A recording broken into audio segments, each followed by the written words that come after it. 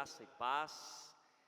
Esse é o momento em que nós leremos a palavra e vamos refletir, lembrando que nós temos sido conduzidos nos últimos dias, nos últimos encontros, pela carta de Paulo aos Romanos. Nós temos estudado trecho a trecho, capítulo a capítulo dessa carta, e pela obra do Espírito Santo temos sido conduzidos à vontade de Deus revelada através dessa epístola de Paulo. E o tema que nós temos tratado, é este revestidos de Cristo, um tema que Paulo trata nessa carta, e hoje nós vamos pensar então sobre esse tema, o novo viver no reinado da graça. No domingo passado, nós vimos como o capítulo 5 da carta de Paulo aos Romanos, ele termina dizendo que agora nós somos governados não mais pelo pecado e a morte, mas governados pela graça de Deus.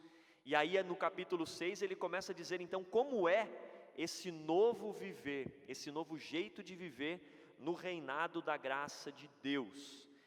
A título de introdução, eu gostaria de relembrar mais ou menos como está dividida a carta de Paulo para que cheguemos até o ponto que nós vamos ler hoje.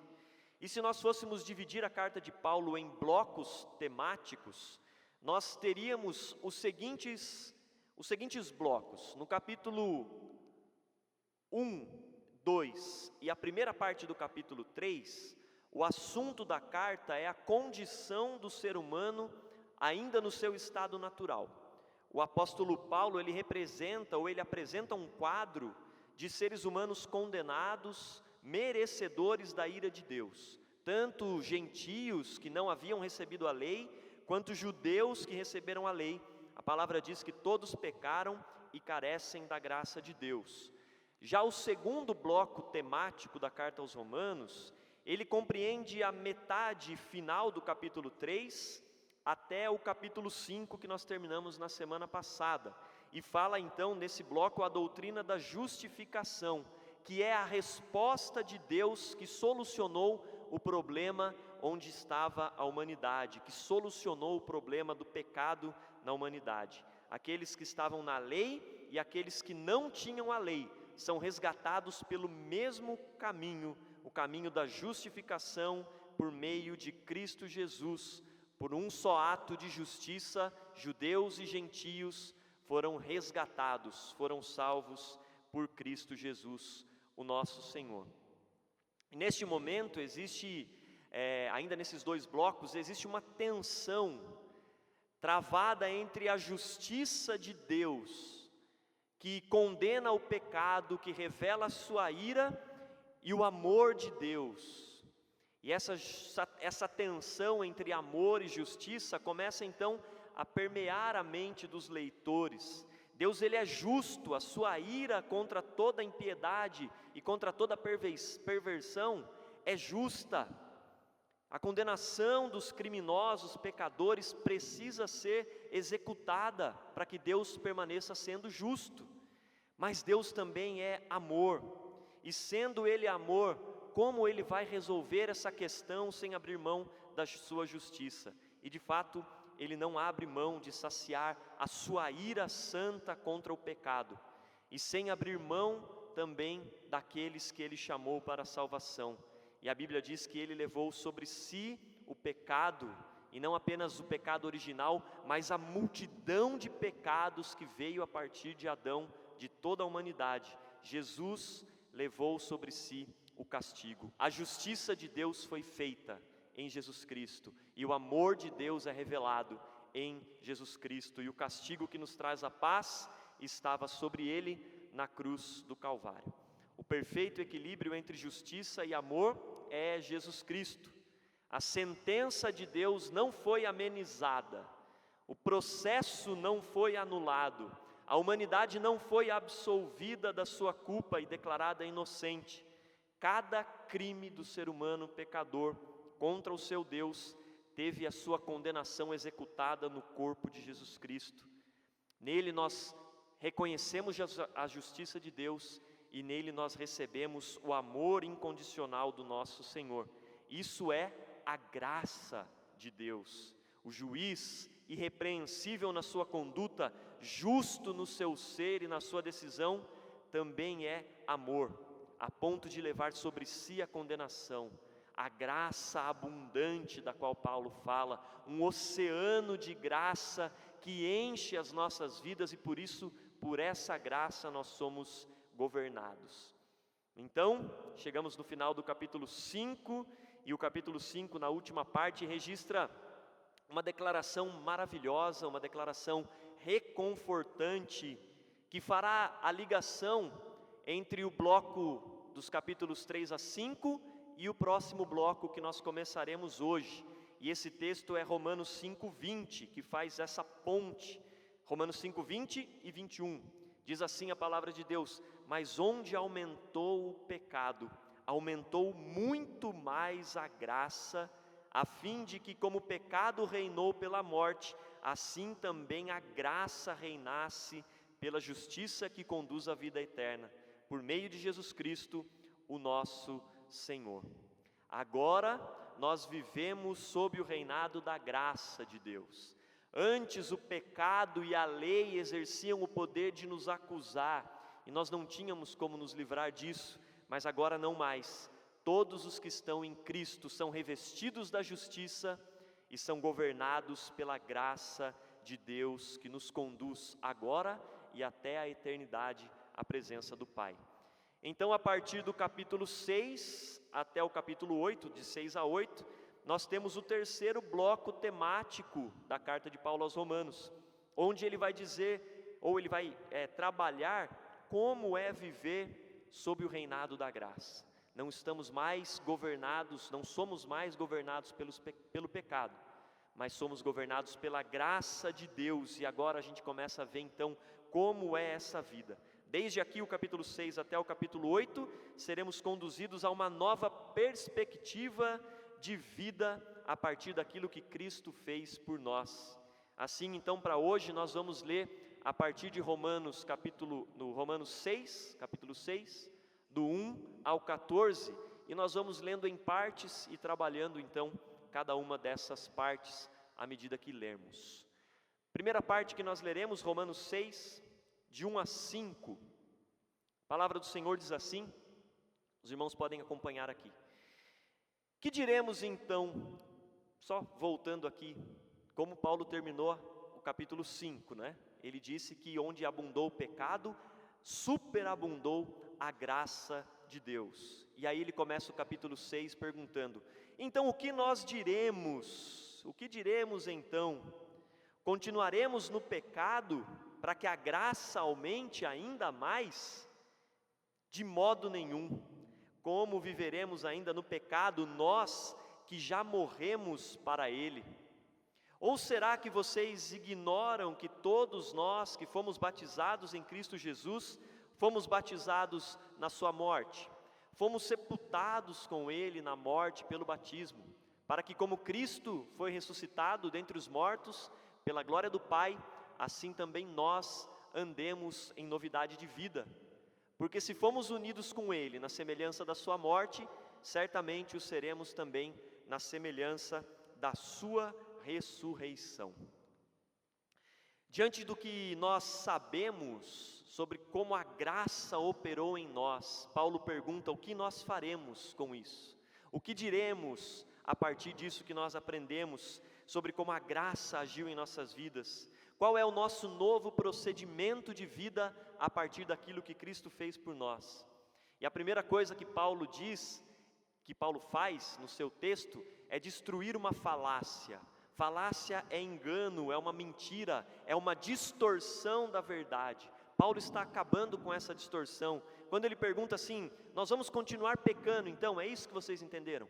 Vamos continuar pecando para poder receber a graça em abundância?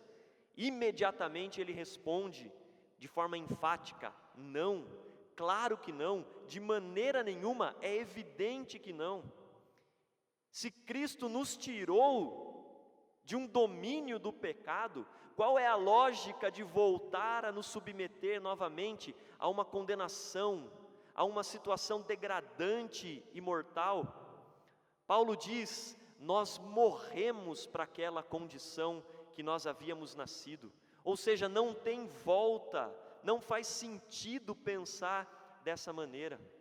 E aí ele vai usar o batismo como exemplo, como símbolo. Paulo usa o batismo para representar essa transformação, e a gente vai perceber aqui no texto que Paulo está se referindo a uma forma de batismo que não é a que a gente pratica, é o batismo por imersão. Mas nós não temos nenhum problema com isso também. Usamos um outro tipo de batismo, mas reconhecemos também a prática do batismo por imersão. E é esse a qual Paulo se refere. Ele diz que quando, ao entrar na água, aquele movimento de ser mergulhado na água, deixamos para trás o domínio do pecado. E quando nós saímos, imediatamente somos admitidos no reino da graça. É evidente que isso é um símbolo, né? Mas Paulo está se referindo a uma realidade espiritual, uma nova vida, uma nova condição. Agora nós somos habilitados, capacitados para resistir às tentações, para resistir ao pecado e não nos entregarmos a ele. Agora pensa comigo no símbolo do batismo da imersão. Ninguém que é batizado por imersão, que mergulha lá embaixo das águas, ninguém quer ficar lá embaixo. Ninguém ao sair fala eu quero voltar. À medida que sai, agora eu quero viver a nova vida experimentada nessa nova realidade. Da mesma maneira, ninguém que é liberto de uma condição degradante, ninguém que é liberto de uma condenação, quer voltar a viver escravizado, condenado. Ser batizado em Jesus, representado no mergulhar das águas, é como o sepultamento de Jesus. Nós somos levantados da água, representando a ressurreição de Jesus, quando então Ele deixou o sepulcro para nunca mais voltar para aquele lugar. A graça opera em nós um milagre, irmãos, o milagre da ressurreição. A ressurreição espiritual, porque a Bíblia diz que nós estávamos mortos em delitos e pecados, mas pela graça de Deus, Ele nos vivificou, nos chamou para a vida. Somos vivificados por Cristo na sua ressurreição, para um mundo cheio de luz, a luz do nosso Deus, o reino da luz, onde agora nós podemos ver as armadilhas, onde agora nós podemos ver as ciladas do inimigo e não mais cair nelas. Agora nós vivemos sob o domínio da graça no reino do Filho amado de Deus Pai, onde Ele reina soberano. Vamos continuar caminhando no texto, agora a partir do versículo 6 ao versículo 11, nós lemos assim: Sabendo isso, que a nossa velha natureza foi crucificada com Ele, com Cristo, para que o corpo do pecado seja destruído e não sejamos mais escravos do pecado, pois quem morreu está justificado do pecado. Ora, se já morremos com Cristo, cremos que também viveremos com Ele. Sabemos que, havendo Cristo ressuscitado dentre os mortos, já não morre, a morte já não tem domínio sobre Ele. Pois, quanto a ter morrido, de uma só vez para sempre, morreu para o pecado, mas quanto a viver, vive para Deus. Assim também vocês, considerem-se mortos para o pecado, mas vivos para Deus em Cristo Jesus. Nesse trecho, Paulo faz uso até de uma certa redundância, mas como um recurso linguístico, para reforçar, para deixar claro o quão ilógico, o quão absurdo é o argumento que ele questionou no primeiro versículo. Continuaremos em pecado para que a graça aumente ainda mais? Paulo está combatendo ao mesmo tempo duas frentes que se levantam contra a doutrina da graça: a justificação pelas obras da lei, que tentam desmerecer, que tentam desqualificar a doutrina da justificação, da graça de Deus. E Paulo também está combatendo a permissividade para viver uma vida em pecado. A graça, ela nos habilita para vencer o pecado. Não é um argumento para continuar se entregando a ele. É isso que Paulo está falando. E mais claro do que isso, impossível. O nosso velho modo de viver, ele foi pregado na cruz de uma vez por todas. Foi um fim definitivo de uma vida miserável de pecado. A nossa vontade não é mais escrava, a tentação do pecado não exerce mais poder sobre nós, e somos chamados a viver em uma nova perspectiva. a perspectiva da força que vem da graça de Deus, que nos capacita a resistir. O pecado não deve ser encarado na vida do cristão como uma regra. O pecado é uma exceção que precisa ser combatida, não uma regra que pode ser aceita e sustentada. E nós somos plenamente capazes, pela graça de Deus, de enfrentar e vencer. Cremos que se estamos incluídos na morte de Cristo, que venceu o pecado, nós também estamos incluídos na sua ressurreição, ressurreição que nos trouxe para a vida. Nós sabemos que quando Jesus foi levantado dos mortos, a Bíblia diz, isso foi um sinal de que a morte foi vencida, e a morte não é mais o destino final daqueles que creem. Nunca mais a morte terá a última palavra sobre a nossa vida. E quando Jesus morreu, Ele levou sobre si o pecado, aquilo que nos levava, ou aquilo que trouxe a morte até nós. E quando Ele ressuscitou, o pecado e a morte foram derrotados, e agora vivo, Jesus nos traz para o reino de Deus, o reino do Filho do seu amor, o reino da luz. O pastor Eugene Peterson, um pastor presbiteriano americano, ele diz assim: de agora em diante, nós devemos pensar da seguinte maneira: o pecado, ele fala uma língua morta, que já não significa nada para nós, porque nós falamos a língua materna, a língua de Deus, e nós entendemos cada palavra que Ele nos diz.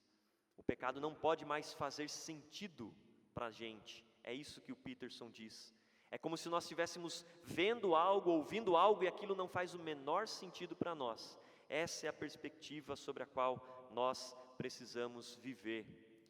E o trecho final dessa parte que nós leremos hoje, a partir do versículo 12 do capítulo 6, Paulo escreve assim: portanto, não permitam que o pecado reine em seu corpo mortal, fazendo com que vocês obedeçam às suas paixões. Também não ofereçam os membros do corpo ao pecado como instrumentos de injustiça, mas, como pessoas que passaram da morte para a vida, ofereçam a si mesmos a Deus e ofereçam os seus membros a Deus como instrumentos de justiça. Porque o pecado não terá domínio sobre vocês, pois vocês não estão debaixo da lei, e sim da graça. Graça em tempo integral para as nossas vidas. Isso significa que nós devemos conduzir a nossa vida de um novo modo, não dando oportunidade ao pecado, não caminhando próximo ao pecado, não pensando que nós podemos resistir até aquele último minuto, mas resistindo na primeira oportunidade, não dando a ele nenhuma chance, nenhuma brecha. No viver pelo reino da graça, nós devemos evitar as mínimas coisas que estejam ligadas a um modo antigo de vida para o qual nós já morremos. E Paulo diz: abracem de todo o coração a graça de Deus, abracem a graça de Deus em tempo integral. Abracem essa graça para conduzir o seu modo de agir. Afinal, vocês não estão mais vivendo sobre a tirania do pecado, sobre o reinado tirano da condenação da morte, estão vivendo na liberdade da graça de Deus em Cristo Jesus. Nosso corpo, cada membro do nosso corpo, a nossa mente, o nosso coração, cada momento do nosso dia, cada área da nossa vida, cada relacionamento em que estamos envolvidos, agora são instrumentos da justiça de Deus, não são mais instrumentos de injustiça e do pecado. Para a gente caminhar para uma conclusão, o que nós podemos concluir a respeito desses textos que nós lemos nessa noite? Que o cristão, ele precisa encarar o pecado como um acidente, como algo incomum, algo que não deveria ter acontecido. O pastor Augusto Nicodemos, pregando sobre esse mesmo texto, não copiei dele, tá? Mas eu ouvi a pregação. Ele fala assim que às vezes no nosso momento de oração por perdão, a gente ora assim, né? Senhor, perdoa-nos porque nós pecamos a cada instante, porque cada segundo da nossa vida nós pecamos. E ele fala assim: opa, Se a gente está vivendo assim, tem alguma coisa errada. Porque o pecado não pode estar presente na minha vida e nas nossas vidas a cada instante, a cada segundo. Nós precisamos tratar o pecado como algo incomum, como algo que não pode acontecer a cada instante, a cada segundo. E Paulo não está pregando aqui a perfeição, porque ele mesmo diz em outro texto: eu sou o pior dos pecadores. É assim que ele se reconhece. E aqui nós não estamos pregando que devemos ser perfeitos. Essa condição só caberá a nós na eternidade. Mas nós estamos pregando, todavia, que o cristão ele precisa ter uma mentalidade transformada em relação ao pecado.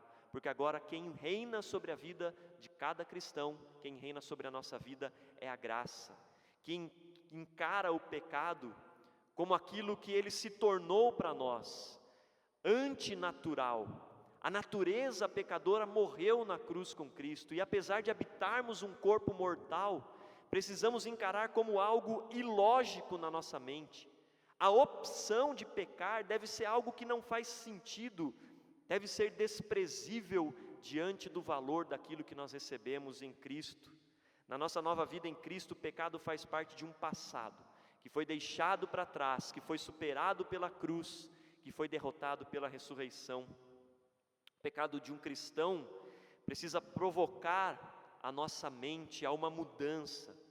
Para quem trabalha aí na indústria, um pecado precisa exigir de nós um plano de ação para que isso nunca mais aconteça. Quando nós reconhecemos a nossa falha, imediatamente precisa vir uma resposta, e essa resposta é o arrependimento, é a mudança, é o enfrentamento pela fé, é buscar capacitação pelo Espírito Santo, e a graça de Deus nos dá todas as ferramentas necessárias para estabelecer e realizar esse plano de ação. A oração, as Escrituras, a comunhão com o corpo de Cristo, que é a sua igreja, a nossa disposição em enfrentar, a nossa mente transformada para não aceitar uma vida de pecados. Entendem como não faz sentido a lógica de viver em pecado simplesmente porque a graça é uma condição abundante de Deus? Se fosse assim, por que Deus então nos deixou a necessidade de arrependimento, a oração, os meios de graça, a palavra dele para nos fortalecer e para nos capacitar a vencer?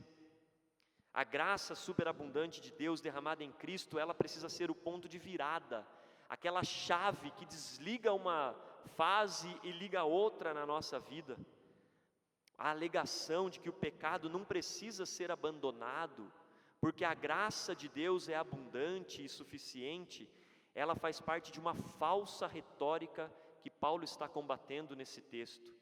Uma falsa retórica que já foi usada pelo inimigo num texto muito conhecido por nós, em Gênesis 3, quando o diabo pega as palavras de Deus ali na serpente e distorce, falando assim: ora, não foi isso que Deus disse, que vocês podem comer de todas as árvores do jardim? Agora pense nessa lógica da serpente aplicada aqui.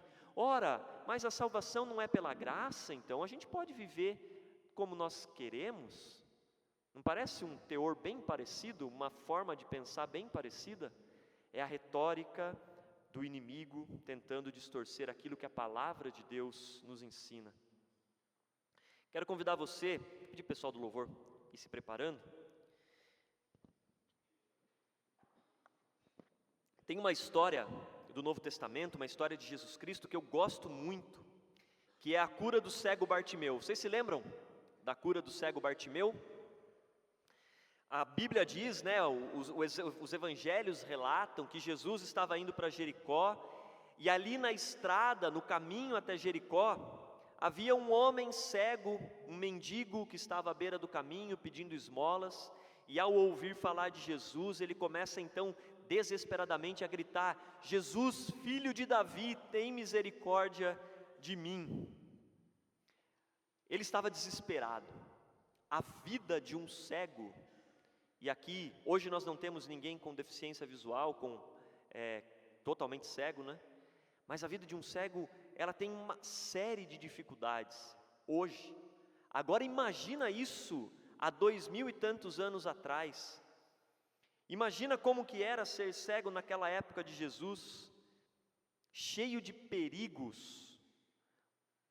Mencionar alguns aqui, mas talvez eu fale os mais simples, né? Cair, tropeçar, se machucar, ser atropelado por cavalos, por uma carruagem ou pela multidão, ser enganado, né, num negócio ali, ser enganado por alguém, ou se perder no caminho, não sabe onde mais está a sua casa, onde mais estão os seus, ou ainda o isolamento social, a fome, a humilhação de ter que pedir esmolas, não poder usufruir da dádiva da visão, né?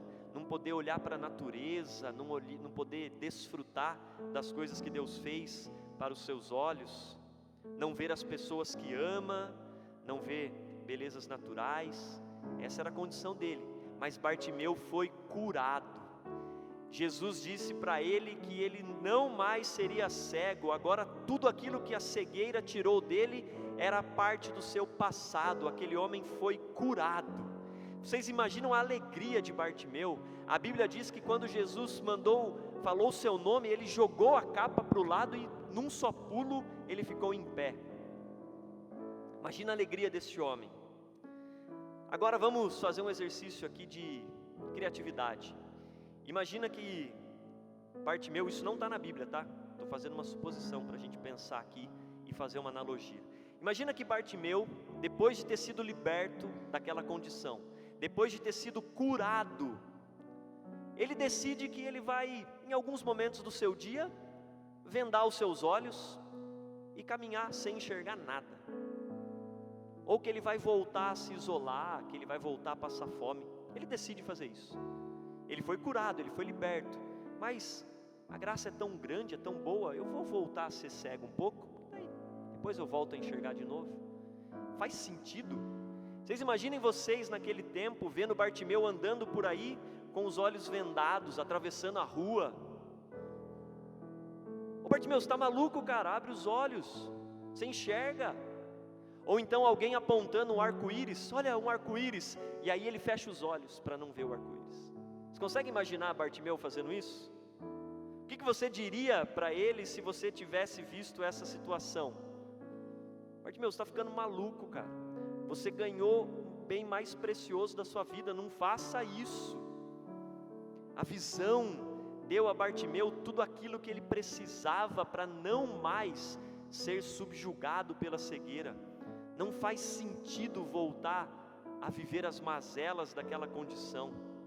Assim deve ser a nossa vida na graça de Deus. Assim é a graça. A graça nos dá tudo o que nós precisamos para não viver mais as mazelas do pecado, para não viver com medo da condenação. Que sentido faz querer pecar? Que sentido faz se entregar para uma condição de pecado?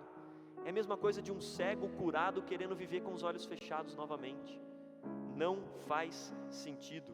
É isso que Paulo está nos ensinando.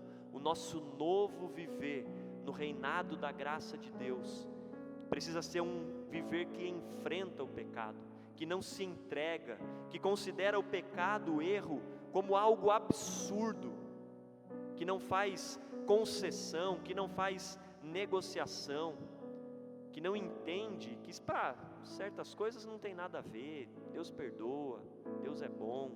Sim, Deus perdoa, Deus é bom, mas faz sentido decidir pecar e permanecer pecando? Segundo a palavra de Deus, nós não vivemos mais para isso, não vivemos mais no jugo do pecado, mas na liberdade da graça de Deus. Por isso nós precisamos compreender a nossa nova condição em Cristo. É novo, o que Cristo fez por nós é novo, não estamos mais cegos para o mal. Nossa mente agora compreende a vontade de Deus, nossos olhos estão abertos, nós podemos enxergar por onde andamos. Nós precisamos aplicar isso à nossa vida de forma integral. A graça de Deus precisa estar na nossa mente o tempo todo. Quando estivermos diante da tentação, quando estivermos diante do mal, não podemos viver como um cego que foi curado e quer voltar a viver sem enxergar, mas como aquele que desfruta da bênção que lhe foi dada. É isso que a cura espiritual nos permite viver, enxergar o caminho, e nós conhecemos o caminho. E nós precisamos oferecer a Deus a nossa vida, o nosso corpo, como instrumento da sua justiça. Tudo que temos, tudo que somos está sob o governo da graça de Deus. Já pensou nisso? Nosso corpo, cada membro dele, cada pensamento, cada sentimento, é agora um instrumento da justiça de Deus, porque nós fomos revestidos com a justiça de Deus em Cristo. Não faz mais sentido viver pela injustiça e pelo mal do pecado, nem para nós, nem para com o nosso próximo. Que Cristo nos abençoe a viver essa nova vida, e que o Espírito nos capacite a viver sob o domínio da graça de Deus. Vamos ficar em pé e vamos cantar ao nosso Senhor essa bela canção, que também serve como uma oração para este momento.